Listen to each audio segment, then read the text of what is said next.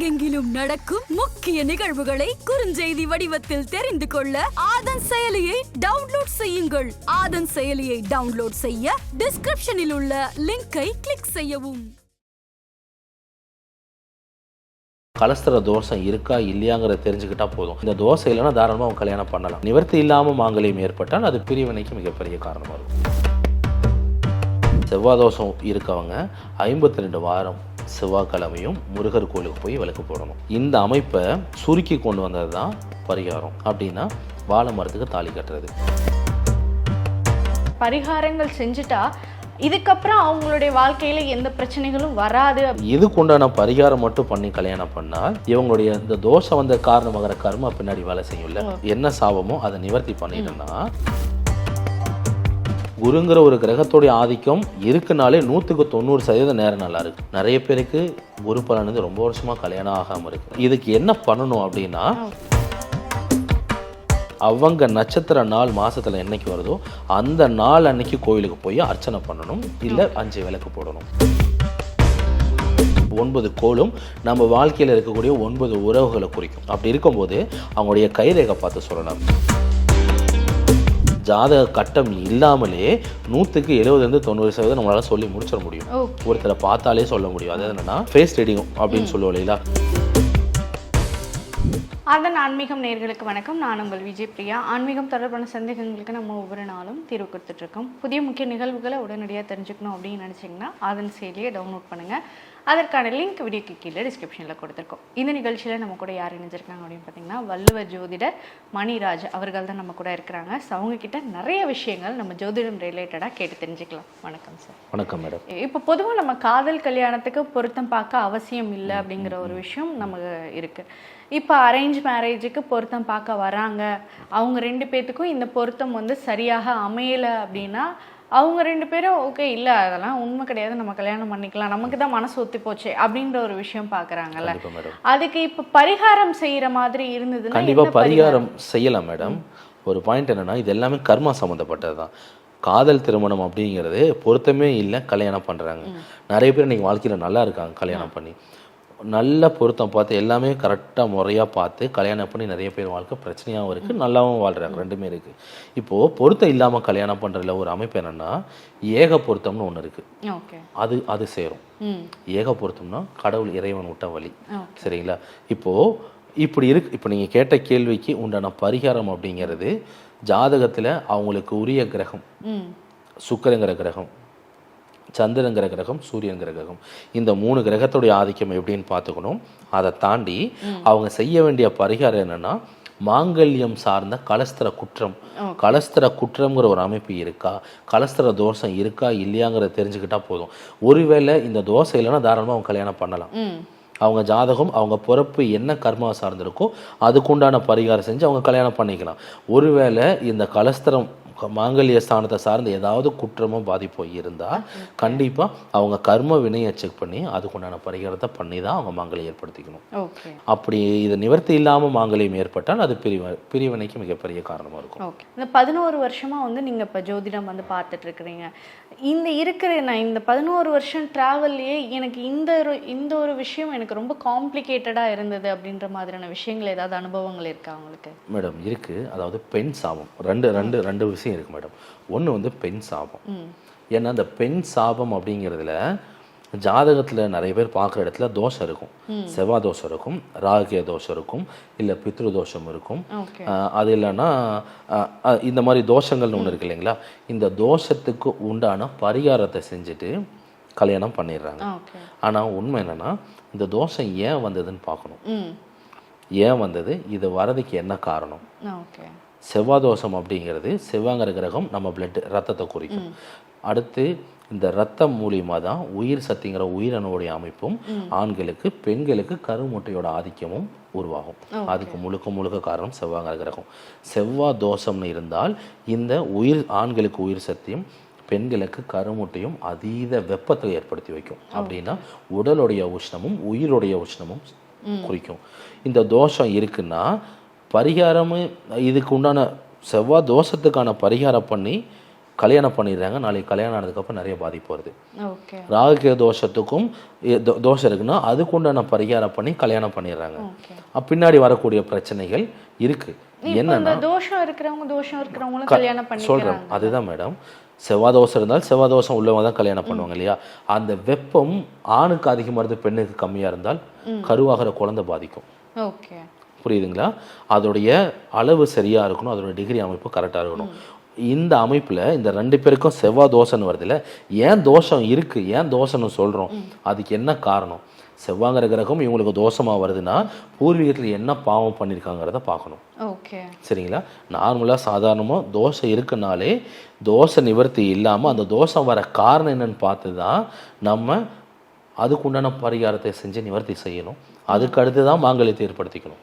இது பொதுவா செவ்வாய் தோஷம் அப்படின்னா முருகரை வழிபடணும், முருகன் கோவிலுக்கு போகணும் அப்படிங்கிறது தானே அது நிவர்த்தி ஸ்தலமாக இருக்கு. கண்டிப்பா மேடம். செவ்வாய் தோஷம் அப்படிங்கிறதுனா முருகரை வழிபடுறதும் முருகருக்கு விளக்கு போடுறது. அடுத்து பரிகாரம் ஒன்று பார்த்தா வாழை மரத்துக்கு தாலி கட்டுவாங்க. இப்போ என்னன்னா இதோட உண்மையான தோஷம் நிவர்த்திக்கு உண்டான பரிகாரங்கிறது எப்படின்னா, செவ்வாய் தோஷம் இருக்கவங்க 52 வாரம் செவ்வாய்க்கிழமையும் முருகர் கோயிலுக்கு போய் விளக்கு போடணும். 52 வாரம். ஓகே. அப்படின்னா ஒரு வருஷம். ஒரு வருஷம் மேடம். ஓகே. 52 வாரமும் நம்மளால கரெக்டாக போக முடியுமானா கண்டிப்பாக முடியாது. ஏதாவது ஒரு தடங்கள் வரும். ஆண்களாக இருந்தால் கூட போக வாய்ப்பு இருக்கு. இதே பெண்களாக இருந்தால் கண்டிப்பாக வீட்டுக்கு தூரம் ஆகிற அமைப்பு இருக்கு, போக தடங்கள் இருக்கும். இந்த அமைப்பை சுருக்கி கொண்டு வந்தது தான் பரிகாரம். அப்படின்னா வாழை மரத்துக்கு தாலி கட்டுறது, அந்த செவ்வாங்கிற கிரகத்தோடைய ஆதிக்கத்தை சார்ந்து உச்சரிக்கப்படுற மந்திரங்கள் இந்த அமைப்பை மாற்றி கொடுக்கும். அப்போது உடல் உஷ்ணத்தை கம்மி பண்ணும். என்ன எப்படி சரியாகும்னா சொல்லக்கூடிய வார்த்தைகள், சத்தம், அந்த சவுண்டு தான் இதை நிவர்த்தி பண்ணி கொடுக்கும். அப்போது இந்த சத்தத்துக்கு மிகப்பெரிய கணக்கு இருக்குது. நம்ம உடம்பு மிகப்பெரிய அளவில் மாற்றும். அது நம்மளை பயங்கரமாக ஹீலிங்கோட பண்ணும் மேடம். அதுதான் சத்தத்துடைய ஆதிக்கம். இதுதான் பரிகாரங்கிறது. கோயிலுக்கு போய் வழிபடுறதும் அந்த இடத்துக்கு அந்த போகக்கூடிய கோயிலுடைய கடவுளுடைய பெயராக இருக்கட்டும், இல்லை அந்த கடவுளுக்கு உகந்த நாளாக இருக்கட்டும், அந்த கோயில் அமைஞ்சிருக்கிற இடமா இருக்கட்டும், இது எல்லாத்தையும் சார்ந்து தான் நம்ம இந்த கோயிலுக்கு போங்க, இது விளக்க போடுங்க அப்படின்னு சொல்கிறதுக்கே அர்த்தமே. ஓகே. இப்போ பொதுவாக அந்த தோஷம் இருக்கிறவங்க இந்த மாதிரியான பரிகாரங்கள் செஞ்சுட்டா இதுக்கப்புறம் அவங்களுடைய வாழ்க்கையில எந்த பிரச்சனைகளும் வராது அப்படிங்கிற விஷயங்களையும் துல்லியமாக சொல்ல முடியும். கண்டிப்பாக சொல்ல முடியும் மேடம். அதுதான் சொல்ல வரப்போ ஜாதகத்தில் செவ்வாய் தோஷம் ராகுகேது தோஷம் இருக்கு இல்லைங்களா, இது இருக்குன்னு இதுக்கு உண்டான பரிகாரம் மட்டும் பண்ணி கல்யாணம் பண்ணால் இவங்களுடைய இந்த தோஷம் வந்த காரணமாகிற கர்மா பின்னாடி வேலை செய்யும்ல. அப்போ கர்மாவே பார்த்து என்ன அமைப்புங்கிற சாபத்தை, என்ன சாபமோ அதை நிவர்த்தி பண்ணிட்டோன்னா பின்னாடி வரக்கூடிய வாழ்க்கையில் இயல்பாக வரக்கூடிய அமைப்பு தான். இந்த ஜென்மத்தை ஏன் எடுத்தாங்களோ அந்த காரணத்தை சார்ந்து தான் நல்லது கெட்டது நடக்கும். ஓகே, சரிங்களா? பூர்வீக சம்பந்தமாக கிடைக்காது, நடக்காது. அதுதான் இதுக்கான அர்த்தமே. ஓகே. இப்போ பொதுவாக எல்லாருமே ஜாதகம் பார்க்க போகிறாங்க அப்படின்னா நான் என்ன பண்ணணும், ஃப்யூச்சரில் நான் எப்படி இருக்கணும், எனக்கான தொழில் என்ன, எனக்கான திருமணம் எப்போ நடக்கும், எனக்கான வேலை எப்போ கிடைக்கும் அப்படிங்கிற விஷயங்களை ஒவ்வொன்றையும் நம்ம ஜோதிடர்கிட்ட போய் கேட்குறோம். ஆனால் எல்லாருக்குமே சரியான பதில் கிடைக்குதா அப்படின்னு கேட்டால் கிடையாது. எனக்கு இவர்கிட்ட போகிறேன், எனக்கு ஒரு பெருசாக எனக்கு ஒரு நம்பிக்கை இருக்கிற மாதிரி எனக்கு தெரியல. ஒரு சிலர்கிட்ட நம்ம எப்பயோ தான் ஒரு தடவை பார்த்துருப்போம், அவ்வளோ துல்லியமாக சொன்னார்ப்பா, எனக்கு சரியான பலன் கிடைச்சது இப்படிங்கிற ஒருத்தருக்கு விஷயம், அவங்களுக்கு தேவையான விஷயங்களே சரியாக கிடைக்கல ஜோதிடத்துல அப்படிங்கிற ஒரு விஷயம் இருக்குல்ல. ஜாதகம் அப்படிங்கிறது எப்படி பார்க்கணும் மேடம்? இப்போ நீங்க சொல்ற பாயிண்ட் என்னன்னா, இப்போ குரு பயிற்சி நடக்குது, சனி பயிற்சி நடக்குது, ராகுகேது பயிற்சி நடக்குது. இந்த பயிற்சி நேரத்தை வச்சு இப்போ குரு பயிற்சினா குரு பலன் 5, 7, 9 இருந்தால் இந்த ராசிக்கு குரு பலன் வருது, கண்டிப்பாக கல்யாணம் நடந்துடும் அப்படின்னு சொல்கிறோம் இல்லைங்களா? ஆனால் அப்படி குரு பலன் இருந்தும் அவங்களுக்கு கல்யாணம் நடக்கலை அப்படி வச்சுக்கிங்களேன் உதாரணத்துக்கு. அப்போது குரு பலன் ஜாதகத்தில் என்னதான் கண்டம் தோஷம், டைம் சரியில்லை, திசை சரியில்லை, புத்தி சரியில்லை, சனியோட ஆதிக்கம் சரியில்லை, என்ன அமைப்பு நேரம் சரியில்லைனாலும் குருங்கிற ஒரு கிரகம் பார்த்தாலும் நின்னாலும் பொற்காலம், கோடி புண்ணியம் அப்படின்னா குரு பார்த்தால் கோடி குற்றம் விலகும், கோடி நன்மை அப்படி சொல்லுவோம் இல்லைங்களா? அப்போது குருங்கிற ஒரு கிரகத்தோடைய ஆதிக்கம் இருக்குனாலே 100% நேரம் நல்லா இருக்கு அப்படின்னு அர்த்தம். அப்படி 100% நேரம் நல்லா இருந்தும் நிறைய பேருக்கு குரு பலன் ரொம்ப வருஷமாக கல்யாணம் ஆகாமல் இருக்குது, குழந்தை இல்லாமல் இருக்குது, வேலை கிடைக்காம இருக்குது, இல்லை இருக்கிற வேலை பிரச்சனையாகுது. அதாவது பாருங்கள், நேரம் நல்லா இருக்குது ஆனால் அந்த நல்ல நேரம் அவங்களுக்கு வேலை செய்யலை.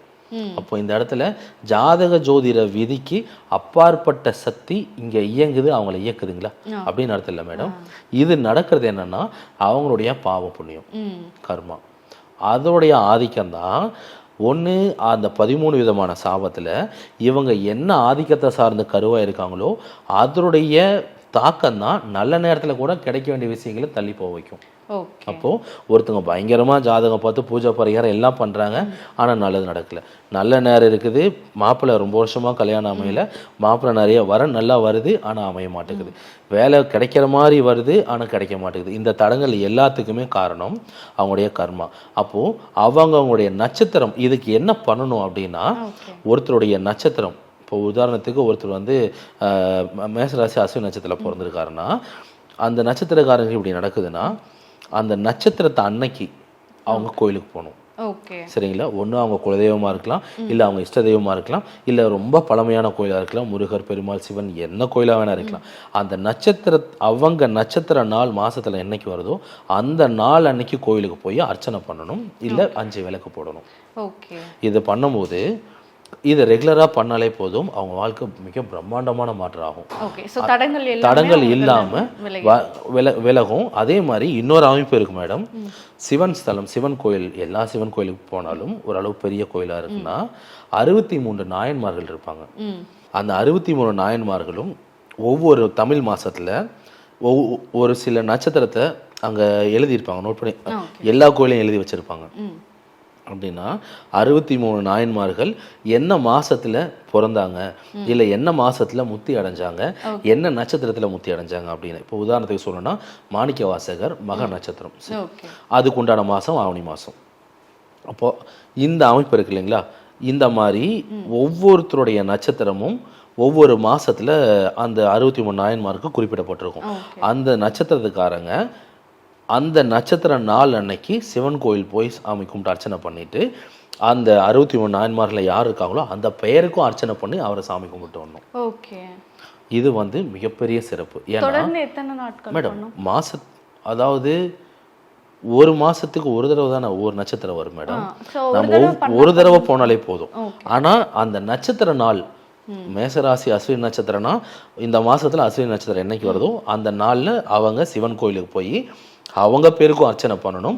அஸ்வினி நட்சத்திரத்துல எந்த நாயனார் பேர் இருக்குன்னு பார்த்து அவருக்கும் அர்ச்சனை பண்ணணும். இதை பண்ணி இதை ரெகுலராக ஒவ்வொரு மாதமும் பண்ணும்போது ரொம்ப பெரிய மாற்றம் அவங்களுக்கு கிடைக்கும். அதே மாதிரி 63 நாயன்மார்களும் அதே மாசத்துல இப்போ சொன்ன பார்த்தீங்களா மாணிக்க வாசகர் ஆவணி மகம் அப்படின்னு. அப்போ அந்த மாசத்துல அந்த மக நட்சத்திரத்துல போறது மிகப்பெரிய சிறப்பு. அந்த மாசமும் அங்கேயே எழுதியிருப்பாங்க, சித்திரை வைகாசி அப்படிங்கிற தமிழ் மாசமும் எழுதியிருப்பாங்க, அவங்க நட்சத்திரமும் எழுதியிருப்பாங்க. அதாவது குரு பூஜைன்னு சொல்லுவோம். அந்த நாளில் போயிட்டு சாமி கும்பிட்டாலே அவங்கள போய் வழிபட்டாலே போதும், மிகப்பெரிய சிறப்பு. இருக்கிற தடங்கள் எல்லாமே விலகும். இது அவங்க நட்சத்திர நாள் அன்னைக்கு கோயிலுக்கு போய் வழிபடுறது ரொம்ப ரொம்ப நல்லது மேடம். எல்லா தடங்களையும் சரி பண்ணி கொடுக்கும். இப்போ சிலருக்கு அந்த பிறந்த நேரம் அப்படிங்கிறது சரியாக துல்லியமாக கணிக்க முடியாது அப்படிங்கிற ஒரு விஷயம் நம்ம பார்த்துருப்போம். இப்போ அவங்களுக்கான ஜாதகம் இப்போ நிறைய பேர் பிறந்த நேரத்தை வச்சு தான் ஜாதகம் எனக்கு இந்த ஜாதகத்தில் இருக்கிறதும் அவங்க சொல்கிறதும் எனக்கு சரியாகவே இல்லை, பொருத்தமாகவே இல்லை அப்படின்னா அவங்களுடைய ஜாதகம் கட்டம் அப்போ தப்பு தானா மேடம்? அப்படி இல்லை மேடம். பிறந்த நேரம் கரெக்ட் என்ன நேரமோ அதை வச்சு தான் நம்மளால ஜாதகம் எடுக்க முடியும். இப்போ நம்ம ஊரில் என்ன நடக்குதுன்னா, அந்த காலத்தில் ஜாதகம் அப்படிங்கிறதே சூரிய உதயத்துடைய நேரத்தை வச்சு தான் ஜாதகமே எழுத ஆரம்பிப்பாங்க. அப்படின்னா இன்னைக்கு காலையில் உதிக்கிற சூரிய உதயம் நாளை காலையில் வரைக்கும் ஒரே தேதி தான். சரிங்களா? இந்த ஒரே தேதியை வச்சு தான் ஜாதகம் அந்த காலத்தில் முன்னாடிலாம் எழுத ஆரம்பித்தாங்க. இதை தாண்டி இன்னொரு விஷயம் என்னென்னா, திருக்கணித பஞ்சாகம், வாக்கிய பஞ்சாகம் அப்படின்னு இருக்கு. இந்த 2 பஞ்சாங்கத்துக்கும் குறிப்பிட்ட நேரங்கள் வித்தியாசம் இருக்கும். அப்போது இது ஏன் வந்ததுன்னா, இப்போது இங்கே சூரியனுடைய ஒளி பூமிக்கு படுறதுக்கு 8 நிமிஷம் ஆகும், 8 நிமிஷம் 13 செகண்ட் வரைக்கும் ஆகும். அதுவே இப்போ நம்ம இருக்க சென்னையில் கன்னியாகுமரியில் அப்படிங்கும் போது அதோடைய டைமிங் கொஞ்சம் கம்மியாகும். அப்போ இந்த பிரிவினையை பிரித்து பார்க்கறது தான் திருக்கணித பஞ்சாகமும் வாக்கிய பஞ்சாகமும். இதனுடைய நாளிகை வினாளிகை இந்த குறிப்பு கணக்கை வச்சு தான் ஒவ்வொரு சனிப்பயிற்சி ஆகிறத திருநள்ளாறு சைடு இருக்கிற ஒரு அமைப்பும் நம்ம ஊரில் இருக்கிறதுக்கு ஒரு அமைப்பும் சொல்கிறாங்க. அப்போது நீங்கள் சொல்கிறபடி இந்த நேரம் அப்படிங்கிறது குழந்தை அம்மா வயிற்றுல கருவாகிறது என்ன நட்சத்திரமோ அதே நட்சத்திரம் தான் பிறக்கும். அதை தாண்டி பிறந்த நேரம் தப்பு அப்படின்னா ஜாதக கட்டமே தப்பாக தான் ஆகும். ஏன்னா அந்த குழந்தையோடைய விதி அப்படிங்கிறது குழந்தை அம்மா வயிற்றுல கருவாகும் போதும் குழந்தை பிறக்கும் போதும் எந்தெந்த கிரகங்கள் எங்கே இருக்கோ அதுதான் ஒரு குழந்தையோட விதி. அந்த விதியை பார்த்து சொல்றதான ஜாதகம் ஜோதிடம். அப்போது இந்த விதிங்கிற அமைப்புக்கு முக்கியமான காரணம் என்னன்னா 9 கோள் அப்படிங்கிறது. 9 கோளும் நம்ம வாழ்க்கையில் இருக்கக்கூடிய 9 உறவுகளை குறிக்கும். சரிங்களா? இந்த 9 உறவுகள் தான் 9 கோள். அப்போது இந்த ஜாதகம் பார்த்து சொல்கிறது தப்பு அப்படின்னா அவங்க ஜாதகம் கண்டிப்பாக தப்பாக தான் இருக்கும். அப்படி இருக்கும்போது அவங்களுடைய கைரேகை பார்த்து சொல்லலாம் மேடம். சரிங்களா? நம்ம கைரேகையில் ஒரு பயங்கரமான சிறப்பு இருக்குது. இந்த இடம் இருக்குது இல்லைங்களா? இப்போ நீங்களும் கைரேகை பார்ப்போம் மேடம். அதாவது வள்ளுவர் குலம் ஜோதிட அப்படிங்கிறவங்க இது எல்லாமே பார்ப்பாங்க. ஜாதகம் பார்ப்போம், கைரேகை பார்ப்போம், பரிகாரம் பண்ணுவோம், கோயில் சம்பந்தமான பூஜை பண்ணுவோம், சாப நிவர்த்தி பண்ணி கொடுப்போம், இது எதுனா வாஸ்து பார்ப்போம். இது அத்தனை செயல்களும் பார்ப்போம். இதில் ரொம்ப பெரிய விஷயம் என்னன்னா கைரேகை பார்க்கறதும் எங்களுக்கு வள்ளுவர் குல ஜோதிடர்களுக்கு தனித்துவமாக ஒரு ஃபார்மில் ஒரு கால்குலேஷன் ஒரு கணக்கு இருக்குது மேடம். அது கொங்கணவர் சித்தரோட ஆதிக்கத்தை சார்ந்தது. அந்த குறிப்பை சார்ந்த நாங்கள் ஜாதகமே பார்ப்போம். சொல்லப்போனால் ஜாதக கட்டம் இல்லாமலே 100% நம்மளால் சொல்லி முடிச்சிட முடியும். ஒருத்தரை பார்த்தாலே சொல்ல முடியும். அது என்னென்னா நம்ம ஃபேஸ் ரீடிங் அப்படின்னு சொல்லுவோம் இல்லைங்களா, அது நியூமராலஜி அதுவும் பார்ப்போம். எண் கணிதம்ங்கிற அமைப்பு இல்லாமல் நம்பர்ஸ் எண்களை வச்சு ஒரு குறிப்பிட்ட வகையான ஃபார்முலாவே இருக்குது. அதை இப்போ உங்கள் பிறந்த தேதி இருக்குன்னா உங்கள் அப்பா அம்மா, அப்பா கூட பிறந்தவங்க, அம்மா கூட பிறந்தவங்க, அவங்களுக்கு பிறந்தவங்கன்னு அத்தனை பேருடைய கணக்கையும் சொல்ல முடியும் ஒருத்தருடைய பிறந்த தேதி பேரை வச்சு மட்டும். சரிங்களா? இவ்வளோ பெரிய கணக்கு இந்த வள்ளுவர் குல ஜோதிடர்களுக்கு இருக்கு. ஜோதிடத்துல எல்லா விஷயங்களும் இந்த அத்தனை செயல்களும் சேர்ந்தது தான் எங்கள் வள்ளுவருக்குள்ள ஜோதிடம் அப்படிங்கிறது. இதுலேருந்து பிரிஞ்சு வந்ததுதான் இன்னைக்கு அத்தனை செயல்களும் பிரசன்னம் பார்க்க எல்லா செயலும் மேடம். பஞ்சபட்சி பார்க்குறதும் சரி, இந்த அத்தனை குறிப்புமே பார்க்க முடியும். இப்போ இந்த அதர்வனத்துல தான் நீங்க ஃபாலோ பண்ணிட்டு வரீங்க அப்படின்னா இதுல மாந்திரிகம் அப்படிங்கிற ஒரு விஷயமும் இருக்குல்ல, அதுவும் நீங்க செய்வோம் மேடம். அதாவது நல்ல விஷயத்துக்காக மட்டும்.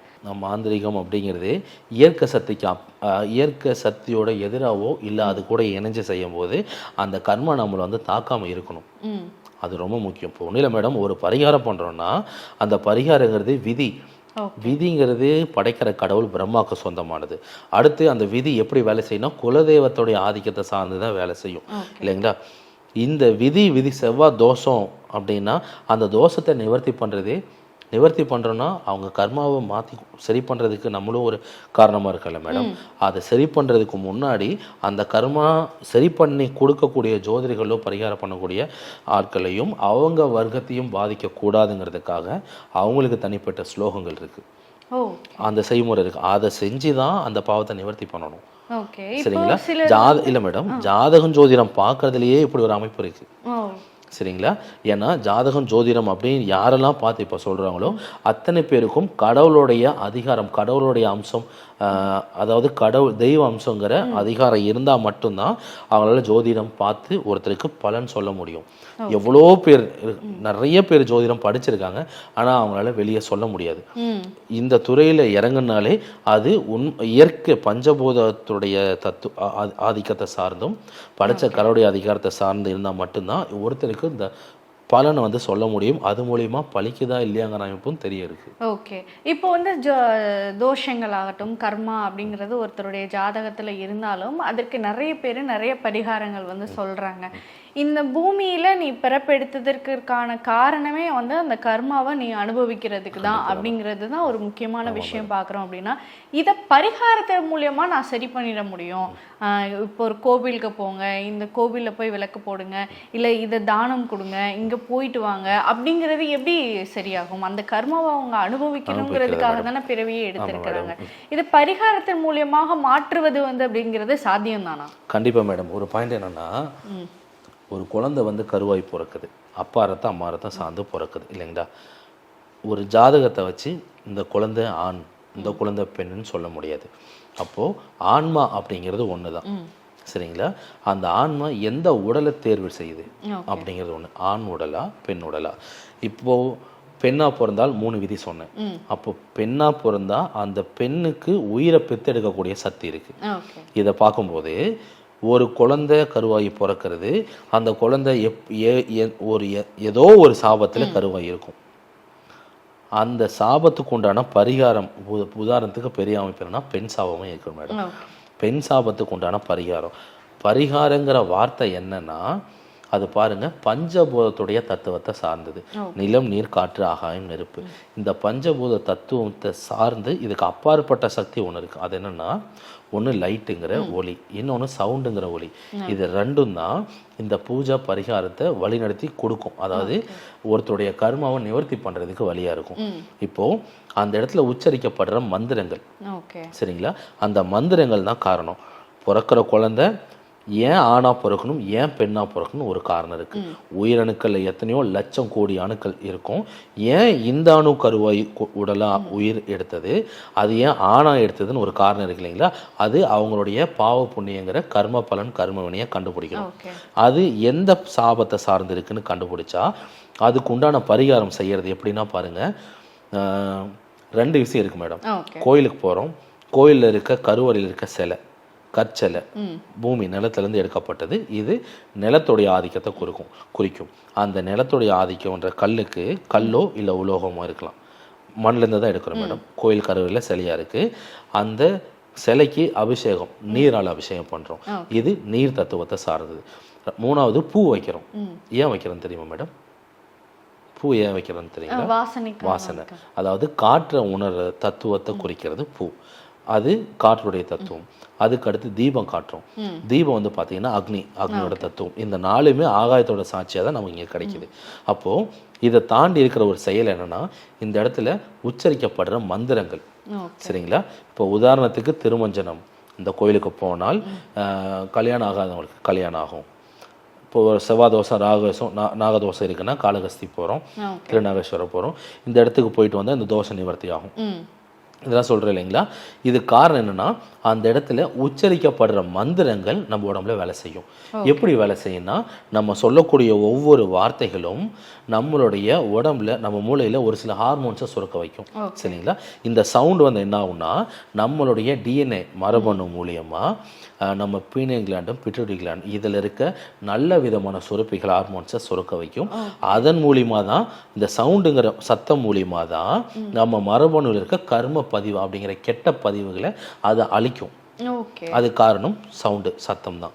இதுதான் நம்ம பேசுகிற வார்த்தைகள் கூட. இப்போ நல்லபடியாக ஒருத்தங்களை கூப்பிட்றதுக்கும் தப்பான வார்த்தை, கெட்ட வார்த்தை திட்டுறதுக்கும் நிறைய வித்தியாசம். அது என்னன்னா கோவத்தை உண்டாக்குது இல்லைங்களா. அது நம்ம உடம்புல இருக்க ஏற்படுற கெமிக்கல் ரியாக்ஷன், ஏதோ ஒரு ஹார்மோனோட வேலை தான். இந்த அமைப்பை மாற்றுறது சத்தம். பஞ்சபூதங்களுடைய தத்துவங்கிறது நிலம், நீர், காற்று, ஆகாயம். ஒருத்தருடைய பரிகாரம் பண்ணுறோம் அப்படின்னா அந்த இடத்துல கல், மண் இருக்கும். அதில் அக்னி குச்சி வச்சு நெருப்பு எரிய வைப்போம். அங்கே கலசம் வைப்போம், அதில் நீர் இருக்கும், பூ இதெல்லாம் வைப்போம். வாசனை தத்துவம், அக்னி நெருப்போட தத்துவம், ஆகாயத்தோட சாட்சியை தான் யாகமே வளர்த்துறோம். ஆனால் அங்கே உச்சரிக்கப்படுற மந்திரங்கள் தனித்துவமானது. அதுதான் யாருக்கு என்ன விதமான சாபத்தை சார்ந்த கர்மா இருக்கோ அந்த வார்த்தைகள் தான் அந்த கர்மாவை நிவர்த்தி பண்ணி கொடுக்கும். பரிகாரங்கிறது பஞ்சபூதங்களுடைய தத்துவத்தை சார்ந்து மட்டும்தான் நடக்குது. இந்த பஞ்சபூதங்கள் தான் நம்ம உடல். ஏன்னா உடல் அப்படிங்கிறது நிலத்துடைய தத்துவம். எப்போ வந்தாலும் மண்ணுக்கு தான் சேரும். உடம்புல இருக்க டெம்பரேச்சர் இருக்கு, அது அக்னியோட தத்துவம். 72 டிகிரி ஃபாரன்ஹீட் இல்லை 90 டிகிரி செல்சியஸ். இது அக்னி தத்துவம். இதுதான் நம்ம உயிரை இருக்குங்கிறதுக்கு ஒரு மிகப்பெரிய ஆதாரமும். அதுக்கு அடுத்து காற்றை சுவாசிக்கிறோம், காற்றுடைய தத்துவம் இருக்கு. நீருங்கிறது உடம்புல சிறுநீரகம் இருக்கு, கல்லீரல் இருக்கு, மண்ணீரல். இதில் தாண்டி ரத்தத்துடைய ஆதிக்கம் இருக்கு. குழந்தை கருவாகுதுன்னா அம்மாவுடைய கர்ப்பப்பையில் நீரில் தான் குழந்தை இருக்கும். இது எல்லாமே நீருடைய தத்துவத்தை குறிக்கும். ஆகாயம் அப்படிங்கிறது மனசையும் ஆன்மாவையும் குறிக்கும். இதெல்லாம் சேர்ந்தது பஞ்சபூத தத்துவம் தான் நம்ம உடல். இதை தான் கோயிலில் கற்சலையாகவும் நம்ம வழிபடுறோம். பரிகாரம் அப்படிங்கிறது நம்ம பேசுகிற வார்த்தை, நம்ம பார்வைக்கு தெரிகிற வெளிச்சம். இது ரெண்டும் தான் இந்த மந்திர சக்தி மூலியமாக யாருக்கு என்ன ஆதிக்கத்தை சார்ந்த கர்மா இருக்கோ அதை நிவர்த்தி பண்ணி கொடுக்கும். இதுதான் பரிகாரம் மேடம். Okay sir. சார் நிறைய விஷயங்கள் வந்து சொல்லியிருந்தீங்க. இப்போ ஜோதிடம் அப்படின்னா என்ன, அதுக்கான தெளிவுகள் என்ன அப்படிங்கிறது என்ன அப்படிங்கிறத நம்ம தெரிஞ்சுக்கணும் இல்லையா? ஸோ அதற்கான ஒரு கிளியர் டெஃபினேஷன் வந்து கொடுத்துருந்தீங்க. அதுவும் இல்லாமல் பரிகாரம் அப்படிங்கிறது எதுக்காக செய்யணும், எங்கே செய்யணும், எப்படி செய்யணும் அப்படிங்கிறதையும் ரொம்ப தெளிவாக இந்த நேர்காணலில் எங்களுக்காக கொடுத்ததற்கு மிக்க நன்றி. ரொம்ப நன்றி மேடம்.